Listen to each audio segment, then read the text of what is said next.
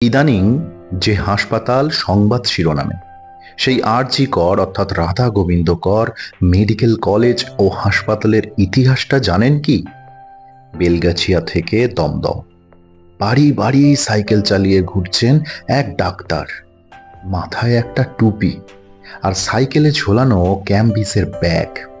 বেশিরভাগ রোগী গরিব, পথ্য কেনার পয়সাই নেই, আবার ডাক্তারের ফিস। তাই রোগী দেখার সাথে সাথে প্রয়োজনে রোগীদের পথ্য কেনার পয়সাও দিচ্ছেন সেই ডাক্তারবাবু। শুনলে আশ্চর্য হবেন, সেই ডাক্তারবাবু ততদিনে বিলেত ফেরত। ভাবতে অবাক লাগে, আজ একজন সাধারণ এমবিবিএস ডাক্তারেরও যখন গ্রামে গিয়ে চিকিৎসা করায় অনীহা, তখন বিলেতের ডিগ্রি নিয়েও এই ডাক্তার স্বেচ্ছায় অস্বাস্থ্যকর গ্রামেই তার কর্মস্থল বেছে নিয়েছিলেন। মার্চ মাস 1899 সাল। প্লেগ তখন কলকাতায় মহামারীর আকার নিয়েছে। সেই সময় উত্তর কলকাতার অলিতে গলিতে ঘুরে রোগীদের সেবা করে চলেছেন এক আইরিশ মহিলা। জেলার স্বাস্থ্য আধিকারিক পদে নিয়োজিত এক ডাক্তারও রোগীদের বাঁচাতে উত্তর কলকাতা চষে ফেলেছেন। রোগ থেকে বাঁচার পরামর্শ দিচ্ছেন, পথ্য কিনতে অপারগ রোগীকে নিজেই অর্থ তুলে দিচ্ছেন। কিছুদিন পরে সেই বিদেশিনী ও চিকিৎসকের আলাপ হলো।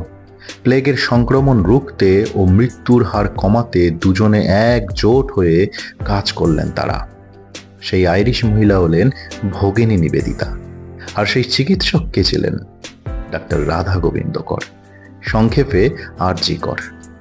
আর.জি. কর মেডিকেল কলেজ ও হাসপাতালের কথা আমরা সবাই প্রায় জানি।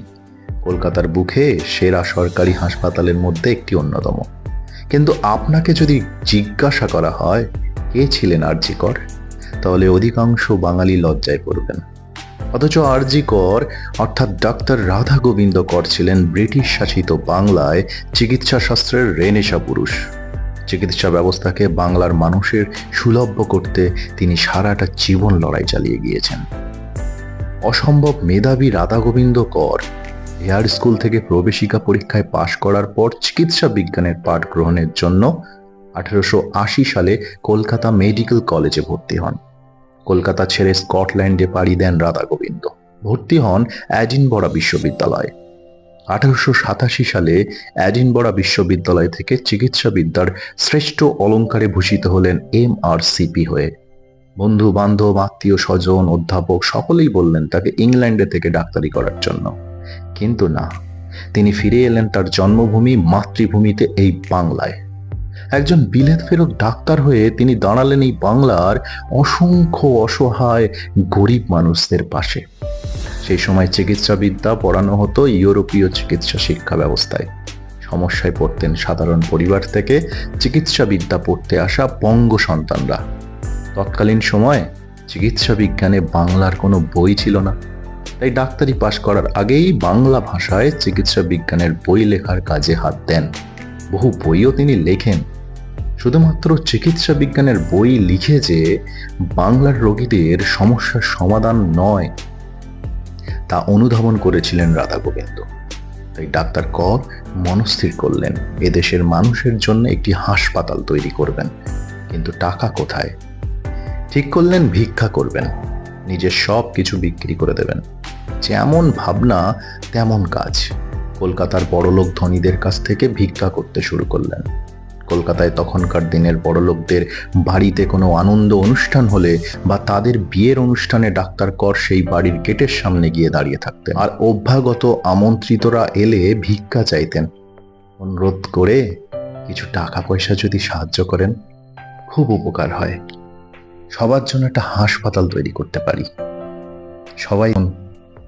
সবাই দেখছেন একজন বিলেত ফেরত MRCP ডাক্তার মানুষের জন্য হাসপাতাল করার জন্য ভিক্ষা চাইছেন। পরিচিতরা বিস্ময় হয়ে জিজ্ঞাসা করেন, স্যার, ডাক্তারবাবু আপনি? শ্রদ্ধায় তারা তাদের সাধ্যমতো সহযোগিতা করেন। আবার কেউ কেউ মুখ বেঁকিয়ে পাশ কাটিয়ে চলে যায়। শত অপমান সহ্য করেও নিরহংকার মানুষটি হাসপাতাল তৈরির স্বপ্ন সার্থক করার জন্য নির্দ্বিধায় অর্থ সাহায্য চাইলেন। শুধু তাই নয়, চিকিৎসক হিসেবে অর্জিত অর্থের সমস্তটাই দান করে গিয়েছেন মেডিকেল স্কুল ও হাসপাতাল স্থাপনে। এভাবেই ভিক্ষা করে নিজের যাবতীয় সব বিক্রি করে 25,000 টাকায় বেলগাছিয়ায় 12 বিঘে জমি কিনে নেন ডাক্তার কর। এরপর 70,000 ব্যয়ে সেখানেই গড়ে উঠল হাসপাতাল। শয্যা সংখ্যা 30, ঠিকানা 1 নম্বর বেলগাছিয়া রোড। হাসপাতাল পরিদর্শনে এসে 18,000 টাকা দান করেন স্বয়ং প্রিন্স অ্যালবার্ট ভিক্টর। তাই হাসপাতালের নাম রাখা হয় অ্যালবার্ট ভিক্টর হাসপাতাল। পরে নাম হয় বেলগাছিয়া মেডিকেল কলেজ। 1948 খ্রিস্টাব্দে পশ্চিমবঙ্গের তৎকালীন মুখ্যমন্ত্রী বিধানচন্দ্র রায়ের উদ্যোগে ডাক্তার রাধা গোবিন্দ করের নামে কলেজের নাম রাখা হয়। রোগীকে যাতে চড়া দাম দিয়ে বিদেশি ওষুধ কিনতে না হয় সেদিকেও ছিল তার কড়া নজর। আচার্য প্রফুল্লচন্দ্র রায়ের আত্মজীবনী life and experiences of a Bengal chemist থেকে জানা যায় দেশের প্রথম ফার্মাসিউটিক্যাল সংস্থা তৈরির সময় দেশীয় পদ্ধতিতে ওষুধ তৈরির কাজে রাধা গোবিন্দ করের অবদান। 1918 সালে 19 ডিসেম্বর ইনফ্লুয়েঞ্জায় আক্রান্ত হয়ে শেষ নিঃশ্বাস ত্যাগ করেন রাধা গোবিন্দ কর। মৃত্যুর সময় রাধা গোবিন্দ করের নিজস্ব সম্পত্তি বলতে কিছুই ছিল না, শুধু ছিল বেলগাছিয়ায় গড়ে তোলা একটি বাড়ি।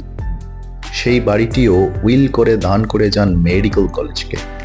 রাধা গোবিন্দ কর ছিলেন 19 শতকের বাংলার চিকিৎসা শাস্ত্রের প্রকৃত রেনেসা পুরুষ।